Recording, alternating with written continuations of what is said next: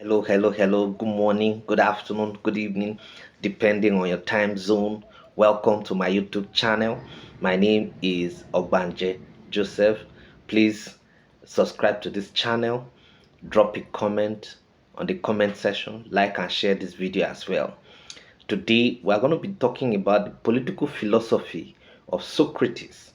Political philosophy of Socrates. Now, Socrates was born in Athens in the year 469 BC and he died 399 BC. His father was a sculptor and his mother, was a midwife. In his midlife, he served in the army as a self-equipped heavy armored infantryman. Socrates desired to enter into the deep of everything, and his urge led him to study philosophy. He initially studied physical sciences and saw that it was too mechanical in the explanation and and of matter and phenomena. So he spent his entire life in the study of philosophical and political problems. Okay. Now, Socrates, Socrates actually, he had a bad wife. As such, there was always a problem. There was always problem in his family. Okay. And so he decided to always move around the markets, in Athens to ask questions and question whatever anybody says. Okay, his contention is that whatever anybody says must be questioned. Whatever anybody says must be questioned. Must be questioned. He debated everything anybody says until he was arrested, sentenced, and poisoned, which led to his death. Okay, Socrates actually was one of the greatest Greek philosophers. In fact, he could stand still in one place for 3 days philosophizing. Okay, he was actually regarded as as one of the greatest philosophers. Some scholars even equated him with Jesus and um, and Prophet Muhammad. However, that is their view. But what is important is that he could he was one of the greatest philosophers. One of his disciples actually met him one day and said, "Master, what kind of a woman should I marry?" And he told him to come back in a fortnight. When he came back that fortnight, the guy still asked him again, "Master, what kind of a woman should I marry?" Okay, so he allowed him to ask that question 3 times. And then he turned to him and told him that marry a good woman, you'll be in heaven on earth. Marry a bad woman, you become a philosopher like myself.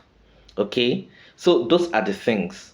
Now, did he actually write any work? Did he put down anything? Now, his recorded work is actually called Socrates' Contention. It's called Socrates' Contention because of the disjointed nature of his ideas. He could, his ideas are not actually, they are not actually straightforward. There are times he will actually say certain things and then say other things to contradict himself. That is why they called it Socrates' Contention. In fact, bulk of his works were actually written down by Plato in Plato's dialogue. Okay, now Socrates authored no texts officially. Okay, his ideas were actually compiled, you know, by his student Plato and Xenophon. Okay, and because all of his ideas are from different sources and sometimes contradictory. That was why it was actually called Socrates' contention or even problems. Okay. Now, Plato's dialogue is actually among the most comprehensive accounts of Socrates, to survive from antiquity, from which Socrates has become renowned for his contribution to the fields of ethics, epistemology, and politics. Okay. Now, Plato's dialogue, which is the Republic, Plato's dialogue, the Republic, you know, that is inside Plato's dialogue and the Republic, Socrates openly objected to democracy, practiced in Athens during his lifetime. He rather believes that when wise men become leaders, there will be justice, equity, and then the rule of law will prevail. But let us go to his philosophy. What are Socrates' philosophy? What are Socrates' philosophy? Now, his philosophy are that, or yes, his philosophies are that life is not worth living without thinking. So, according to him, an unexamined life is not worth thinking. He claimed he knew nothing. He further argued that most people spend their life pursuing various goals, such as fame, riches, pleasure, without even asking themselves whether these things are important. Okay, now, unless they raise such questions and sought the answer, they would never be able to know if, if or even, if they were doing the right thing. Their entire life might be wasted pursuing useless or even dangerous goals. According to Socrates, okay, according to Socrates, according to Socrates, anything that is actually said has to be questioned. Anything that is said has to be questioned. Now, let us go to his political philosophy. What are his political philosophies? His political philosophy is that, he talked about political, uh, you know, um, he talked about political, philosophical problems from the perspective of dialectic, using the method of dialectics, which is the, adoption of question and answer method. You understand? That is question and answer method. Okay. Now, what is this dialectics? Dialectics is actually anything that has two meanings, for example. And that is why he was talking about, for you to be able to actually understand political and philosophical issues, you need to apply the method of dialectics. The dialectics there is actually the question and answer method. According to him, ethics and politics are closely connected with each other. Without politics, ethics carries no value. And without ethics, politics becomes harmful. Without ethics, okay, I said without politics, ethics carries no values. And without ethics, politics becomes harmful. Okay, he also argues that the purpose of politics is not to capture power, nor is it an act to remain in power, but to make humans to be good and proper citizens. And that is made possible by political ethics. Okay? According to him, the concept of law can be divided into unwritten divine law and written human law, and that there is no discrepancy between the two set of laws. Okay? So he also asserted that justice is the root of all laws, that if law is not justified by justice, then it is useless. According to him, if anything is not approved by justice, it cannot be legal. He actually devised the theory of concord, which means the citizens must show allegiance and obedience to law, because without obedience to law, there could not be unity and integrity in the republic.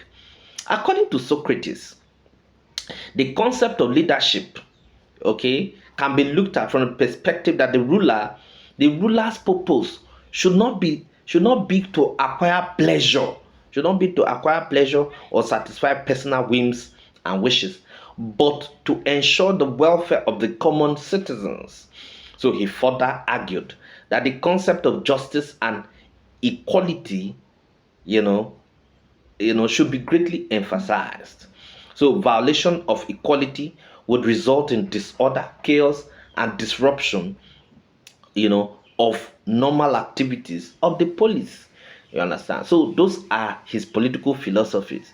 Now, the political philosophies can be summarized as follows: that politics and philosophy can be studied using, dialectical method of question and answer.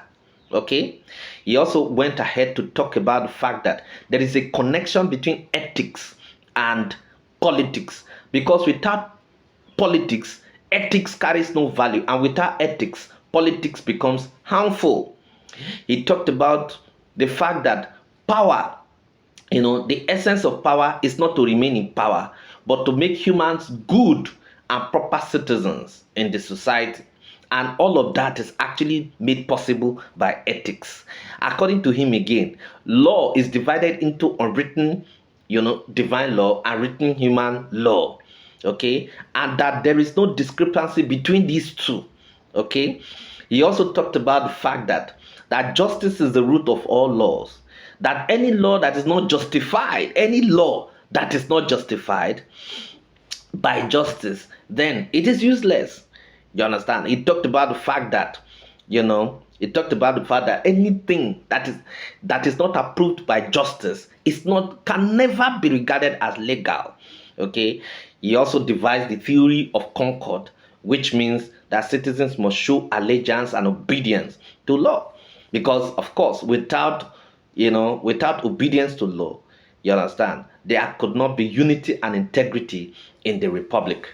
Okay, so he talked about leadership, and that the leader's purpose should not be to acquire pleasure, but to satisfy, or to satisfy personal whims and caprices, but to ensure welfare of the common people.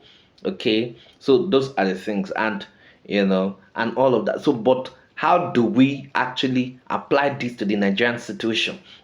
Of course, at every point in time, we should know that politics in Nigeria should be practiced with ethics. You understand? Of course, our politics in this country is actually not ethical. Okay, it is actually politics, of personal whims, to satisfy personal whims and caprices. What about justice? There's no justice in the land. What about equality and equity? All of that are actually non-existent in this country. Okay, now, so there's no justice. He hammered on justice. He hammered on the fact that politics should be played to satisfy the interest of the common people. But that is not exactly what we have in this country. So if the politicians or the political class in Nigeria can actually learn from the political philosophy of Aristotle, the country of Socrates, the country will be better for it. Thank you very much.